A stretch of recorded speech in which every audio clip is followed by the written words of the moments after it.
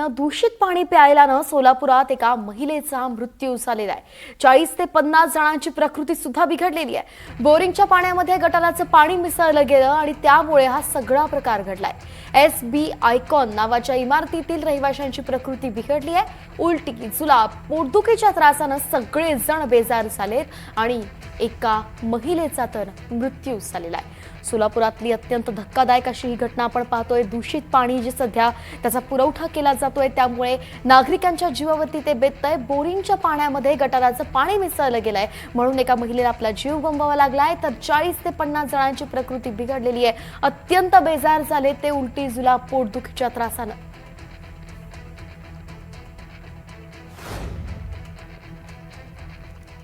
तो ये पानी का जो है इशू ये पिछले 3-4 दिन से हो रहा था, मंडे से शायद।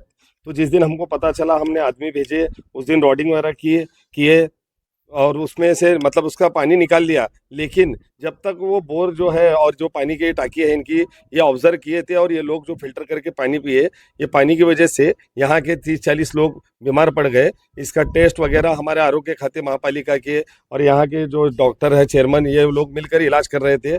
हम भी इनके साथ आए, लेकिन इसमें से एक बहुत हादसा हो गया कि हमारी एक बहन जो है उनका आफरीन शेख इनका इंतकाल हो गया।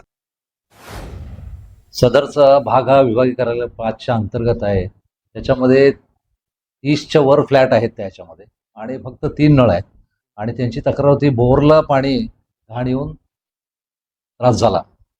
तर त्यासाठी आम्ही तिथले ड्रेन लाईन वगैरे क्लिअर करून घेतलेले आहेत आणि गरज पडली तर तिथं नवीन लाईन टाकणार आहे।